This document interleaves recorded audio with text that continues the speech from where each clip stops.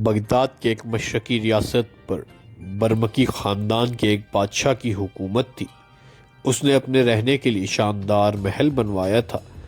بادشاہ کے بارے میں مشہور تھا کہ اس کے در سے کبھی کوئی سوالی خالی ہاتھ نہ لوٹتا تھا۔ وہ غریبوں کا ہمدرد تھا۔ ایک دن محل کے دروازے پر ایک فقیر پہنچا۔ اس کے جسم پر پھٹے ہوئے کپڑے تھے۔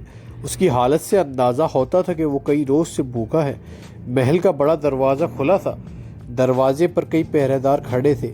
فقیر نے ان پہرے داروں سے کہا، مجھ پر رحم کرو، میں نے کئی روز سے کچھ نہیں کھایا، میرے لیے ایک قدم آگے بڑھنا بھی دشوار ہو رہا ہے۔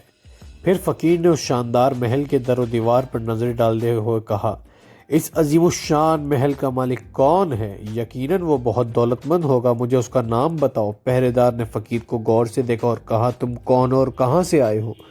بڑی حیرت کی بات ہے، تم یہ بھی نہیں جانتے کہ یہ برمکی بادشاہ کا محل ہے، بغداد کا سب سے عقل مند اور دولت مند حکمراں ہے۔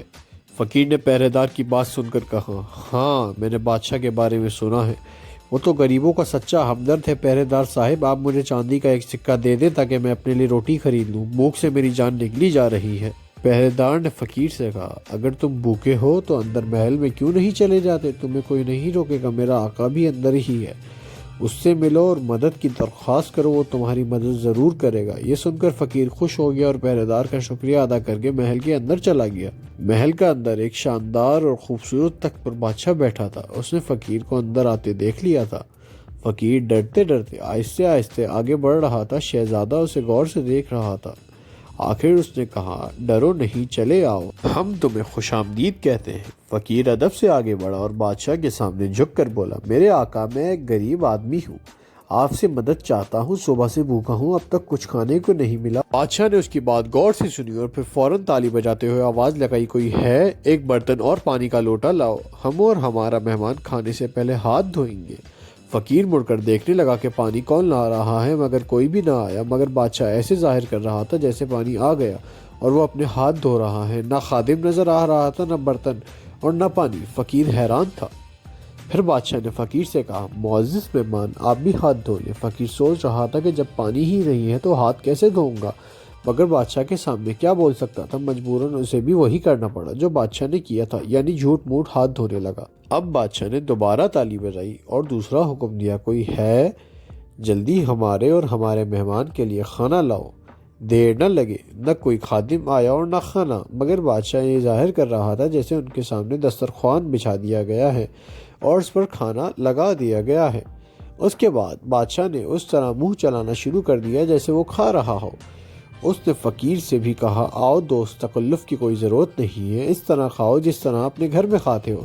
تم نے کہا تھا کہ تم صبح سے بھوکے ہو مگر کھا نہیں رہے ہو، کیوں؟ فقیر نے دل ہی دل میں کہا، کاش یہاں کھانے کو کچھ ہوتا۔ پھر اس نے زور سے کہا، میرے آقا، میں تو خوب کھا رہا ہوں۔ اس کے بعد وہ بھی تیزی سے منہ چلانے لگا، مگر منہ میں کچھ بھی نہ تھا، اس لیے اس کے مسوڑے دکھنے لگے۔ بادشاہ برابر فقیر سے اصرار کرتا رہا کہ تکلف نہ کرے۔ وہ کبھی فقیر سے کہتا کہ تم نے یہ نہیں کھایا، کبھی کہتا وہ نہیں کھایا، کبھی کہتا کہ میٹھا تو تم نے لیا ہی نہیں، کبھی کہتا کہ اس نرگسی کوفتے کی کیا بات ہے، کبھی کہتا کہ بریانی کا جواب نہیں۔ غرض اس طرح وہ جھوٹ موٹ کی تعریف کر کے خیالی کھانا خود بھی کھاتا رہا اور فقیر کو بھی کھلاتا رہا۔ بیچ میں کئی بار بادشاہ نے فرضی اور خیالی خادم کو بلا کر اسے خصوصی طور پر فرضی اور خیالی کھانے منگوائے اور انہیں بڑے اصرار کے ساتھ فقیر کو کھلایا۔ فقیر غریب بھوک سے بے حال خیالی کے کھانوں سے پیٹ بھرتا رہا۔ یہ الگ بات ہے کہ اس کے پیٹ میں سچ مچ چوہے دوڑ رہے تھے۔ کھانا کھانے کے بعد بادشاہ نے اپنے معزز مہمان فقیر کے لیے ایک فرضی اور خیالی میوے اور پھل منگوا کر فقیر کو کھلائے اور خود بھی کھائے۔ اس نے اخروٹ، بادام، چلگوزے، آم، سیب سب کچھ فقیر کو کھلا دیا اور ایسی ڈکار لی جیسے اس کا پیٹ بھر گیا ہو۔ غریب نے اس کے انداز ڈکار سے لینے کی کوشش کی مگر اس کی آواز بھی نہ نکلی۔ اس غریب کے پیٹ میں گیا ہی کیا تھا جو ڈکار آتی؟ آخر جب فرضی کھانا کھاتے کھاتے فقیر کے جبڑے جواب دے گئے تو اس نے پیچھے ہٹتے ہوئے بادشاہ سے کہا، حضور والا، آپ کا بہت بہت شکریہ، اب میرا پیٹ میں مزید کھانے کی گنجائش نہیں ہے۔ فقیر کی الفاظ سن کر بادشاہ بہت زور سے ہنس پڑا۔ اس نے بڑی مشکل سے اپنی ہنسی روکتے ہوئے کہا، بہت عرصے سے مجھے تم جیسے آدمی کی تلاش تھی۔